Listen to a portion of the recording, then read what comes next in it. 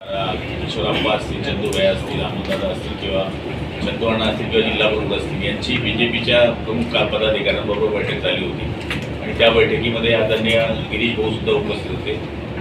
ही कालच जवळपास हा तोडगा या ठिकाणी निघालेला होता, पण तरीसुद्धा पालकमंत्री म्हणून त्यांनी यावं आणि सगळ्यांनी बसून पुन्हा हा निर्णय डिक्लेअर करावा म्हणून आज औपचारिकता म्हणून आमच्या उमेदवारांनी या ठिकाणी पाठिंबा जाहीर केलेला आहे. तो सर्वेसर्वाचे आमचे एकनाथ शिंदे साहेब आहेत, त्यांच्या मुखातूनच तो पाठिंबा जाहीर असल्यामुळे महायुतीच्या मधला जो तिढा होता तो आज पूर्णपणे सुटलेला आहे. येणाऱ्या काळामध्ये आता आम्ही एकत्रितरित्या प्रचार करून आमचा उमेदवार निवडून आणण्याकरताची ही आमची आज बैठक.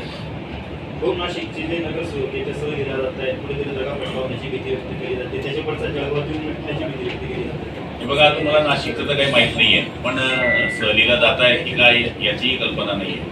आणि मला तरी असं वाटतं की निवडणुकीचा एक भाग असतो किंवा आजच सहल होते असं नाही आहे. आपण बऱ्याच निवडणुका बघतो, आमदार सुद्धा हलवले जातात, ग्रामपंचायतचे सदस्य घेऊन झाले जातात, नगरसेवक घेऊन जाणं हे काही मला वाटतं काही चुकीचं वाटत नाही. वाटलं असेल की 2-4 दिवस बाहेर फिरून आणावं, त्याच्यामध्ये सहल बिल नाही आहे. एकत्रित सगळे राहावे, एकमेकाची विचाराचं मंथन व्हावं, आपल्यामधला असलेला दुवा एकत्रित यावा आणि इतकं घट्ट व्हावं. त्यांना ते पटतंय.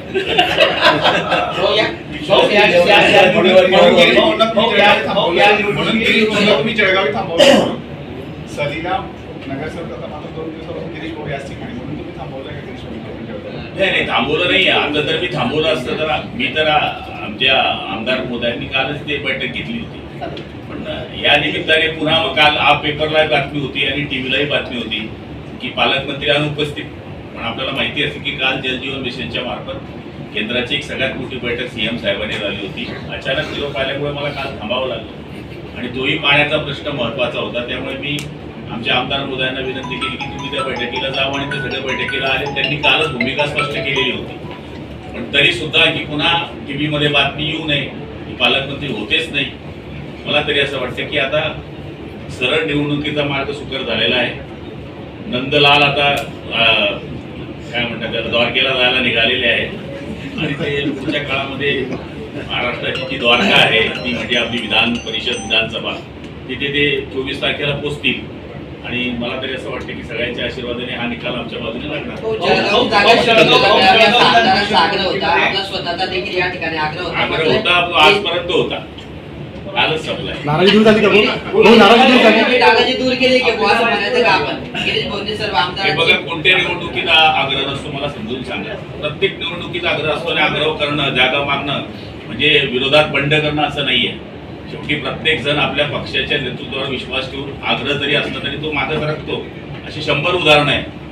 त्यामुळे आम्ही मागणी केलेली होती आणि आम्हाला वाटत होते की आमची सीट निवडून येईल, पण आम्हाला ती मिळाली नाही.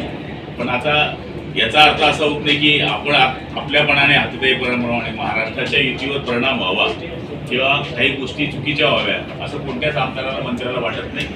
आणि नेतृत्वावर तो विश्वास ठेवून मोठा झालेला असतो. त्या पद्धतीने आम्ही विश्वास ठेवून पुढचं काम करतोय.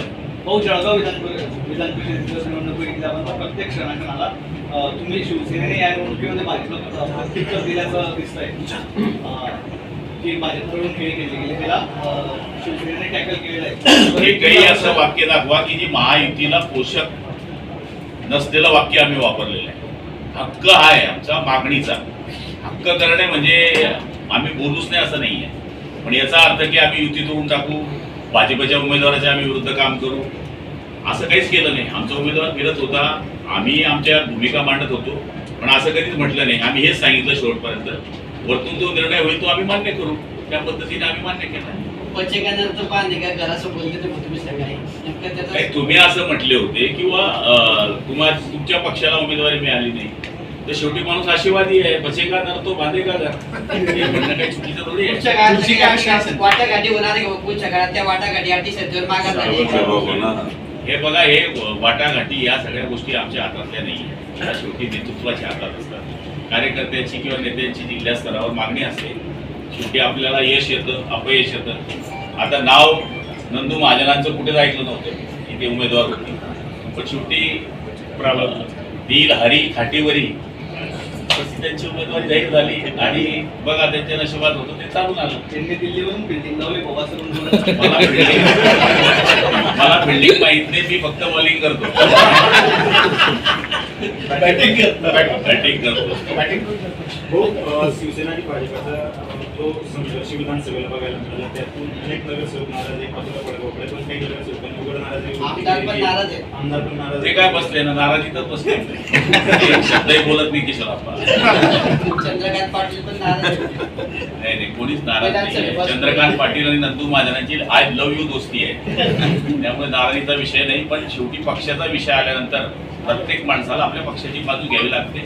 चंदूबाईंनी ती बाजू घेतली की आमच्या पक्षाला उमेदवारी मिळावी. पण याचा अर्थ व्यक्तिगत संबंध कोणी खराब करत नाही. प्रेमाचे संबंध प्रत्येकाचे असतात.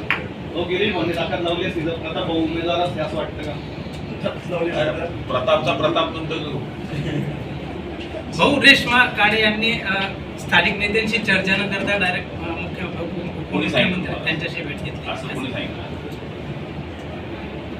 असं होत नाही. रेश्मा काय असं पण बोललं जात आहे की डायरेक्ट मतदानाच्या दिवशी जगामध्ये येणार आहे, तोपर्यंत ते जगामध्ये येणार आहेत ना मतदानाला. संपला.